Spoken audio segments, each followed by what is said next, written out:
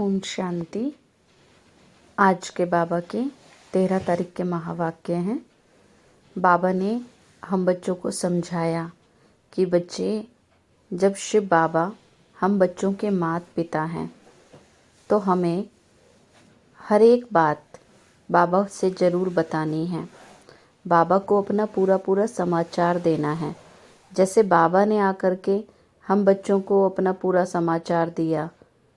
बाबा ने आकर के हमें सत्य ज्ञान दिया, आदि मध्य अंत का ज्ञान दिया, तीनों कालों का, तीनों लोकों का ज्ञान दिया, तो पूरा समाचार बच्चों को दिया। तो इस प्रकार हम बच्चों को भी अपना पूरा समाचार बाबा को देना चाहिए। क्या हमारे अंदर बुराइयां हैं, कमियां हैं, क्या क्या अच्छी आदतें हैं, क्या हमसे अच्छे काम होते हैं, या क्या कौन सी हमसे गलतियां होती हैं, या क्या भी हमारे पास जो भी तन मन धन से हम सेवा करते हैं तो वो भी हमें बाबा को पूरा पूरा बताना है। तो सुनते हैं बाबा के आज के 13 तारीख के महावाक्य। बाबा ने कहा, मीठे बच्चे, गृहस्थ व्यवहार में रहते कमाल कर दिखानी है। मीठे बच्चे, गृहस्थ व्यवहार में रहते कमाल कर दिखानी है। श्रेष्ठाचारी देवता बनने और बनाने की सेवा करनी है। क्योंकि दुनिया में तो मनुष्य ऐसे कहते हैं ना कि गृहस्थ व्यवहार में रहते हुए तो कोई विकारों को छोड़ नहीं सकते, पवित्र बन नहीं सकते। लेकिन बाबा के बच्चे क्या कहते हैं कि बाबा, हम कैसे भी माहौल के बीच में रहते हुए, कैसे भी वातावरण के बीच में रहते हुए भी पूरे पक्के होकर के चल सकते हैं, है ना। तभी तो कहेंगे ना कि ये देवता बनने की क्वालिटी वाली आत्मा है ना, ये तपस्वी आत्मा है। तो बाबा क्या कहते हैं, बच्चे, वातावरण को दोष नहीं देना है कि वातावरण ऐसा है इसलिए हम पुरुषार्थ नहीं कर सकते। बाबा कहते हैं, बच्चे, इस कलयुग के बीच में रह कर के भी जो तपस्या करते हैं वही देवता बनने की सर्टिफिकेट को प्राप्त कर सकते हैं। तो बाबा ने कहा, मीठे बच्चे, गृहस्थ व्यवहार में रहते कमाल कर दिखानी है। श्रेष्ठाचारी देवता बनने और बनाने की सेवा करनी है। प्रश्न है, राजाई के वर्षे का अधिकार किन बच्चों को प्राप्त होता है? राजाई के वर्षे का अधिकार किन बच्चों को प्राप्त होता है? तो कौन से बच्चों को प्राप्त होगा? जो पूरा पूरा बाबा से कनेक्ट होकर रहते हैं, माना पूरा समाचार बाबा को देते हैं, अपने मन की सारी बातें बाबा से बताते हैं, कोई अच्छा काम होता है, कोई गलती होती है, सब कुछ बाबा से बताते हैं।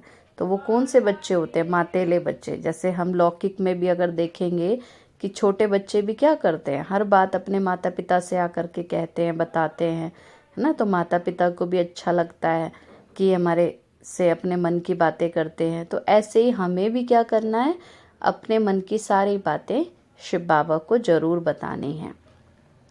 तो प्रश्न है, राजाई के वर्षे का अधिकार किन बच्चों को प्राप्त होता है? उत्तर है, जो बाप के समीप संबंध में आते हैं, अपनी चलन और आमदनी का पूरा पूरा समाचार बाप को देते हैं। ऐसे मातेले बच्चे ही राजाई के वर्षे का अधिकार प्राप्त करते हैं। जो बाप के आगे आते ही नहीं, अपना समाचार सुनाते ही नहीं, उन्हें राजाई का वर्षा मिल नहीं सकता। क्योंकि कई बच्चे क्या करते, ज्ञान में चलते हुए भी संशय में रहते हैं कि पता नहीं भगवान है या नहीं, पता नहीं सतयुग आएगा भी या नहीं, पता नहीं हम सही रास्ते पे चल रहे हैं या नहीं। तो इसका मतलब उन्हें बाबा पर निश्चय नहीं है, बाबा से प्यार नहीं है। तो वे बच्चे बाबा से अपने मन की बातें भी नहीं करते, दूर दूर रहते हैं, बस ऊपर ऊपर से क्लास की मुरली सुनी और चले गए। तो बाबा क्या कहते हैं कि बच्चे, बाबा को क्या करना है, पूरा समाचार देना है अपना, है ना। तो बाबा कहते हैं, बच्चे, जो बच्चे बाप के आगे आते ही नहीं, अपना समाचार सुनाते ही नहीं, उन्हें राजाई का वर्षा मिल नहीं सकता। वह हैं सोतेले बच्चे। बाबा तो कहते हैं, बच्चे, अपना पूरा पूरा समाचार दो तो बाबा समझे कि यह क्या सर्विस कर रहे हैं। बाबा बच्चों को हर हालत में ऊंच पद पाने का पुरुषार्थ कराते हैं। गीत है कौन आया मेरे मन के द्वारे। तो हमारे मन में कौन है, मन के द्वार पर कौन आए हैं? शिव बाबा आए हैं ना। ओम शांति। बच्चे जानते हैं परम पिता परमात्मा शिव से हमारा क्या संबंध है? क्या संबंध है ना? सारे संबंध हमारे किससे हैं? शिव बाबा से ही हैं। मेनली तो कहेंगे पिता और बच्चे का तो है ही, बाकी तो बाबा हर संबंध से हम बच्चों का साथ देते हैं। परम पिता तो कहते ही हैं ना, पतित पावन अक्षर भी डाल दो, क्योंकि शिव बाबा ही आकर के सभी मनुष्य आत्माओं को पतित से पावन बनाते हैं। दिल में है कि पतित पावन परम पिता परमात्मा शिव से हमारा संबंध बाप का है। बाप कहते हैं मैं बच्चों के सामने प्रत्यक्ष होता हूँ। बाप बच्चों से ही रूह रिहान करते हैं, मिलते जुलते हैं। जो बात समझाई जाती है वह फिर औरों को समझानी है। अभी तुम जगत अम्बा और जगत पिता को भी जानते हो। शिव को जगत पिता नहीं कहेंगे ना। जगत पिता किसको कहा जाता है? ब्रह्मा बाबा को। शिव बाबा तो कौन है? सभी आत्माओं के पिता हैं। बाकी इस जगत में पिता कौन है? प्रजापिता ब्रह्मा। क्योंकि जगत में तो प्रजा है, इसलिए कहा जाता है प्रजापिता ब्रह्मा। और जगत अम्बा, अम्बा सारे जगत की। तो इससे सिद्ध हुआ कि वह तो रचयिता है। शिव बाबा कौन है?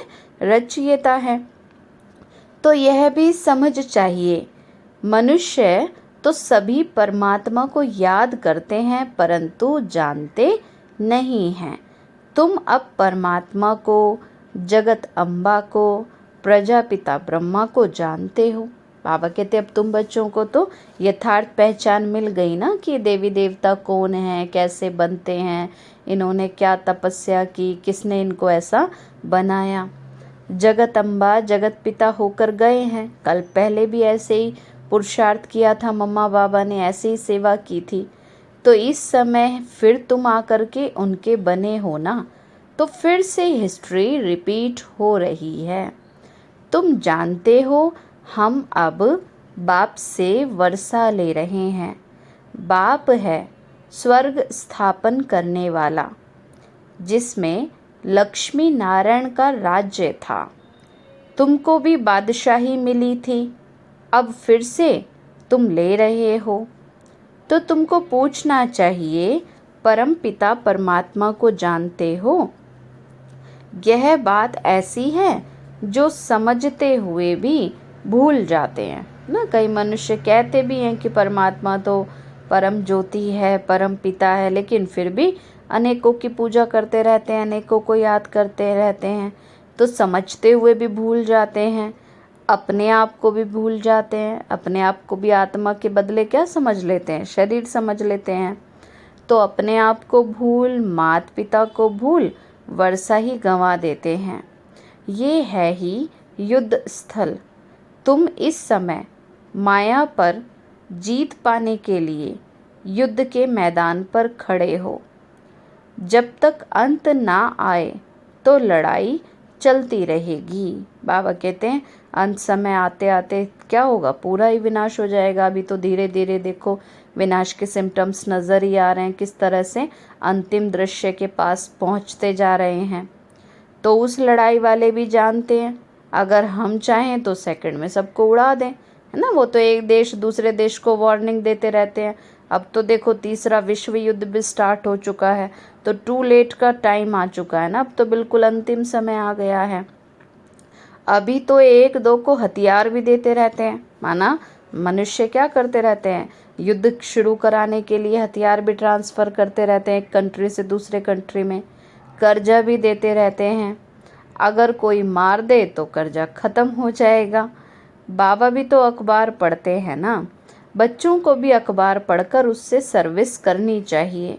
बाबा से पूछना चाहिए, बाबा आप तो मालिक हो, फिर रेडियो क्यों सुनते हो? तो अब बच्चे मालिक तो शिव बाबा हैं। तो ब्रह्मा बाबा क्या आंसर देंगे कि बच्चे मालिक तो शिव बाबा हैं। हमको कैसे पता पड़े कि वायुमंडल क्या है, कहाँ तक लड़ाई के आसार हैं, क्योंकि ब्रह्मा बाबा को भी तो ना नॉलेज तो रखनी पड़ती है कि कहाँ क्या चल रहा है। चारों तरफ तो देखो अंतिम समय के इशारे अब मिल ही रहे हैं, और इस समय तो मनुष्य गपोड़े बहुत मारते हैं, माना बड़ी बड़ी बातें करते रहेंगे, बात अगर छोटी सी भी होगी तो उसको फैला करके बड़ा कर देंगे। इसलिए बाबा क्या कहते हैं, बच्चे अपने मन को भी हमेशा हमें क्या रखना है, हमेशा सचेत रखना चाहिए। चारों तरफ क्या चल रहा है उस तरफ हमारा अटेंशन भी होना ज़रूरी है। लेकिन बाबा क्या कहते हैं कि उन बातों को अपने मन में नहीं बिठाना है कि ये हो गया ऐसा हो गया, तो उसको सोच करके दुखी नहीं होना चाहिए। बाबा ने कहा जैसे सदाचार कमेटियाँ आदि भी बनाते हैं तो उनको लिखना चाहिए कि ये दुनिया ही भ्रष्टाचारी है ना। आज मनुष्य कमेटियाँ तो बना लेते हैं लेकिन सदाचार है नहीं मनुष्य के अंदर, आचरण तो अच्छा करते नहीं। सदाचारी कोई कैसे हो सकता है, भ्रष्टाचारी दुनिया हो गई है। भ्रष्टाचारी विकारी को कहा जाता है। ये बातें तो तुम बच्चे ही जानते हो, बच्चों में भी तो नंबरवार हैं। तुम सबसे पूछो कि परम पिता परमात्मा से आपका क्या संबंध है। जैसे क्रिश्चियन जानते हैं क्राइस्ट ने फलाने समय पर जन्म लिया, अच्छा उनके आगे कौन थे। फिर बाबा कहते हैं उनको ये बताना चाहिए कि क्राइस्ट के भी पहले कौन थे। लक्ष्मी नारायण को राज्य किए कितना समय हुआ है, तो इस समय आदि सनातन देवी देवता धर्म वाले ही क्या हो गए हैं, नीचे गिरते गिरते धर्म भ्रष्ट कर्म भ्रष्ट हो गए हैं। शास्त्रों में ही लाखों वर्ष कह दिया, माना मनुष्यों ने भूल करके क्या किया, युगों का जन्मों का ही रहस्य माना गड़बड़ कर दिया, उल्टा सीधा बता दिया। अब तुम तो सुजाग हो गए हो ना, तो फिर औरों को भी सुजाग करना है। तुम जानते हो शिव हमारा बाप है, प्रजापिता ब्रह्मा और जगत अम्बा भी हमारे मम्मा बाबा हैं। फिर पूछा जाता है कि लक्ष्मी नारायण को सतयुग का वर्षा कहाँ से मिला। 5000 वर्ष हुआ ना, मिला था ना, अब नहीं है, अब फिर मिल रहा है। अब हिस्ट्री रिपीट हो रही है। अब सभी को बाप का संदेश कैसे दें, क्या घर घर में ढिंढोरा पीटें ना। बाबा कहते बच्चे अब मनुष्य आत्माओं को जागृति भी तो दिलानी है ना, तो कैसे बताना चाहिए। अच्छा बोर्ड भी तुम लगा सकते हो। बाबा ने कहा बच्चे तुम अपने घर के बाहर बोर्ड भी लगा दो, जिसको पढ़ करके मनुष्य पूछें, फिर उन्हें समझाना चाहिए, क्योंकि तुम हो मास्टर अविनाशी सर्जन। बाबा कहते बच्चे वो सर्जन तो क्या करते हैं, शरीर का इलाज करते हैं, लेकिन इस समय तो मनुष्य आत्माओं का मन बीमार हो चुका है ना, तो तुम्हें उस मन को शिव बाबा से जोड़ना है। तो परम पिता परमात्मा है निराकार। अब यह तो कोई भी नहीं जानते कि शिव बाबा ने किसके शरीर में जन्म लिया, किसके शरीर में, ब्रह्मा के तन में अवतरित हुए ना।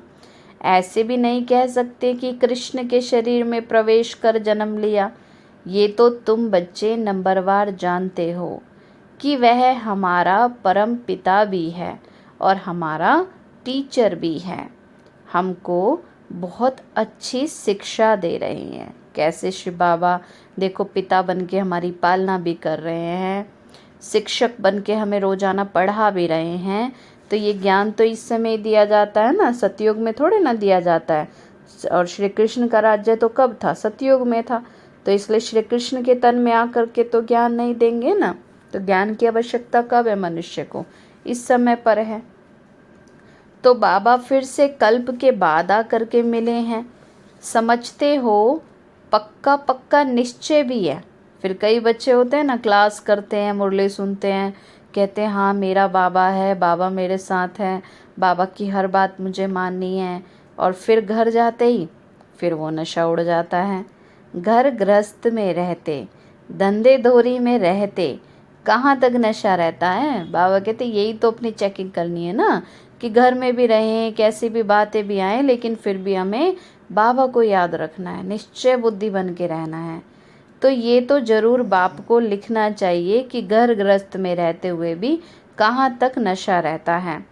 परंतु बच्चे बाप को पूरा समाचार देते ही नहीं, है ना। बाबा यही बार बार बच्चों को कह रहे हैं कि बच्चे बाबा को बताओ तो सही ना कि सारा दिन क्या करते हो, कितना बाबा को याद करते हो, कितना सेवा करते हो। तुम बच्चे बाप को पूरा जानते हो तो बाप को भी तो तुम्हारा पूरा मालूम होना चाहिए।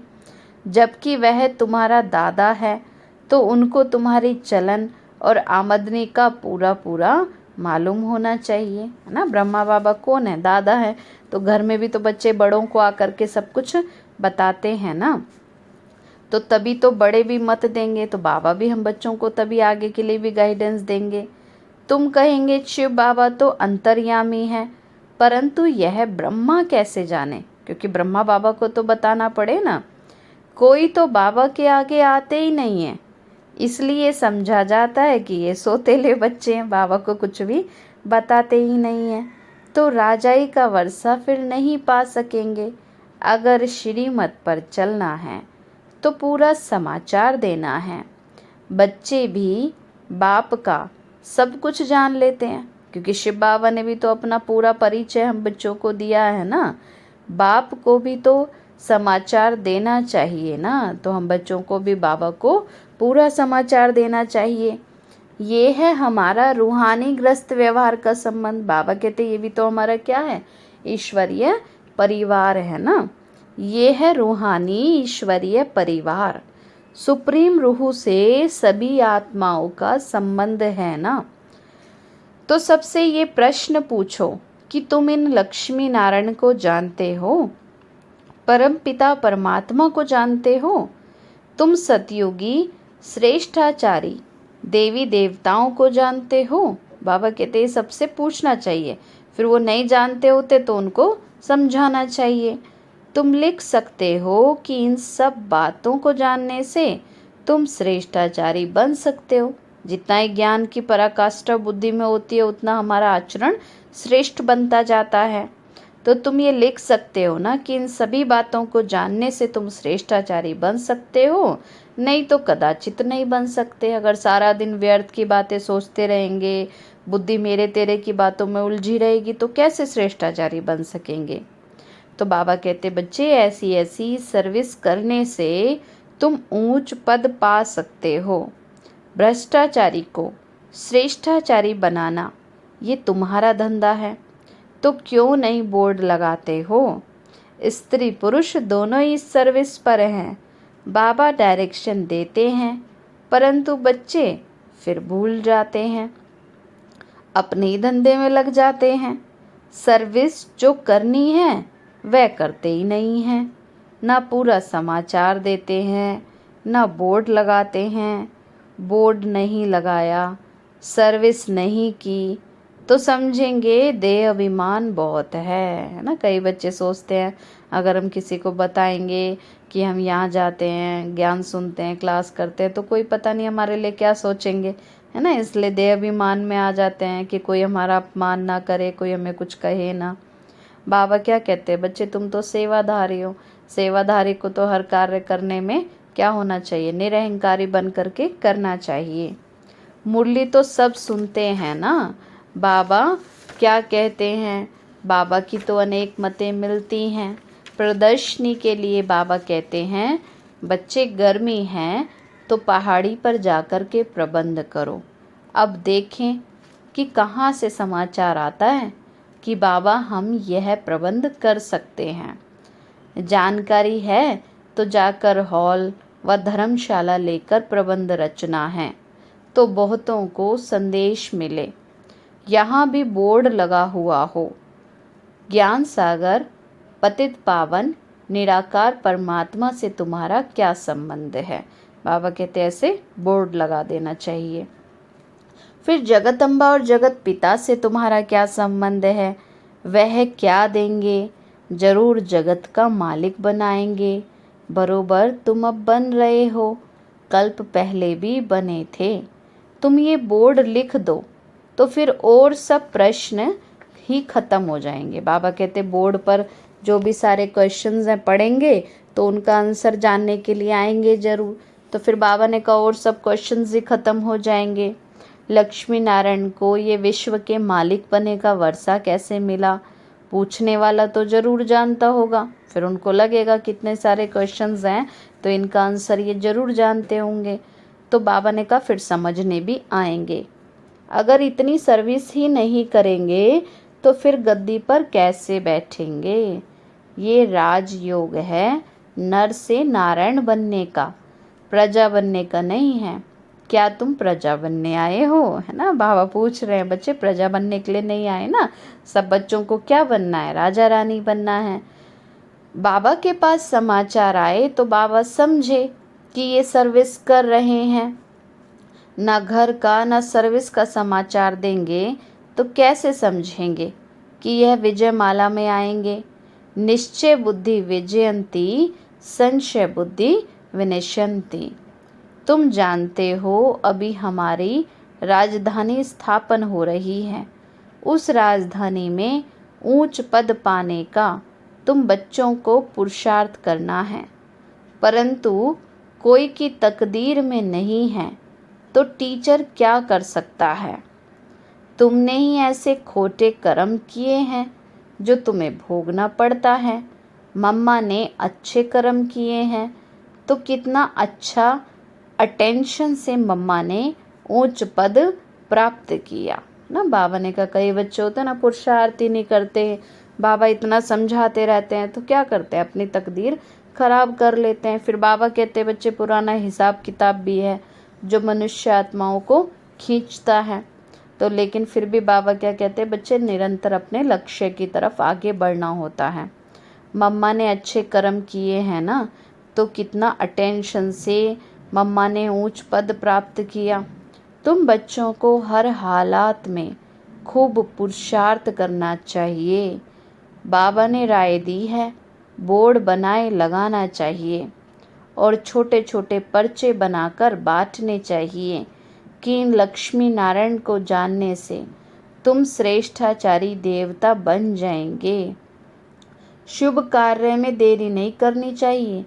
तुम मीठे मीठे बच्चों को बहुत सर्विस करनी चाहिए।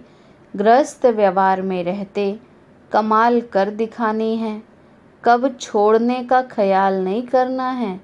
बाबा ये नहीं कहते कि बच्चे छोड़ देना चाहिए, घर गृहस्थ में नहीं रहना चाहिए। बाबा कहते घर गृहस्थ में रहते हुए कमाल कर दिखानी है, खूब पुरुषार्थ करना है, योग करना है, सेवा करनी है। तुम जानते हो बाबा हमको ब्रह्मा द्वारा सिखला रहे हैं।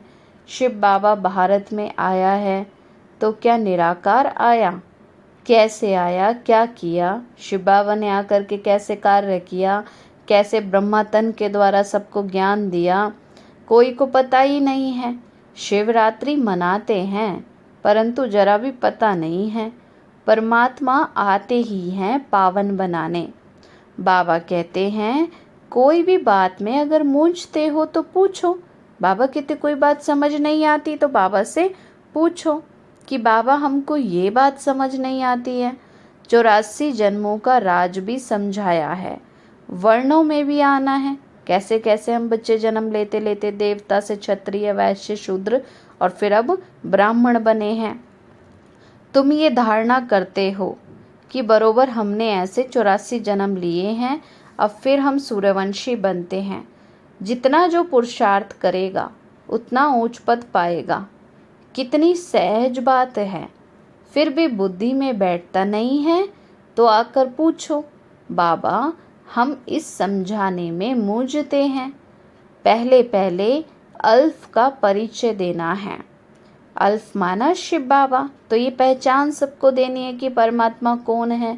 यह बोर्ड सब लगा दें। बाबा कहते हैं अपने घर के बाहर क्या करना चाहिए, बोर्ड लगा देना चाहिए कि इस नॉलेज से ही तुम सदा सुखी श्रेष्ठाचारी बन जाते हो। तो यह अच्छा है ना। टेम्पटेशन होगा, क्यों ना ऐसी बात जा कर के समझें। बाबा कहते जब बोर्ड लगा होगा ना तो सभी आकर के सोचेंगे कि क्यों ना हम जा कर के इनसे पूछें समझें।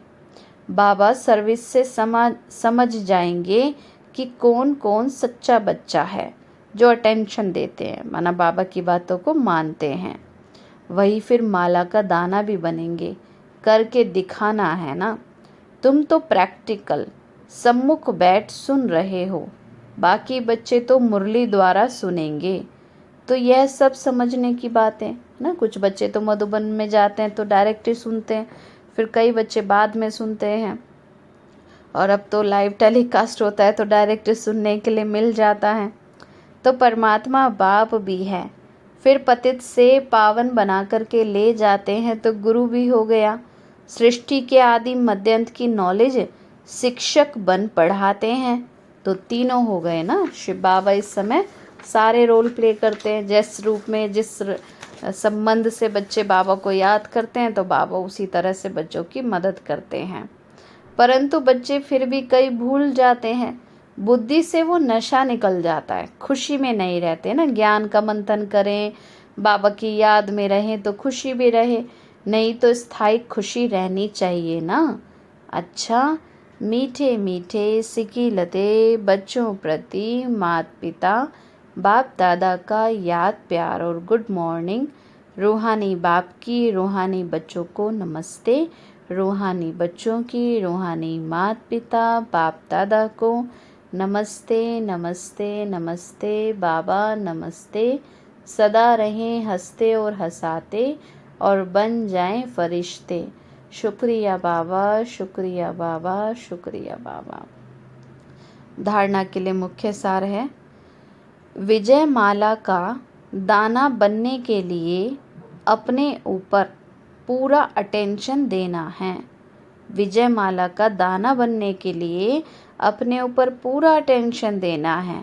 श्रेष्ठाचारी बनने और बनाने की सेवा करनी है ना। बाबा कहते बच्चे आगे बढ़ना है, चाहे माया कितना भी हार खिलाने के लिए आए, लेकिन विजय माला में आना है, पूरा पुरुषार्थ करना है और अपना आचरण कैसा बनाना है, श्रेष्ठ बनाना है।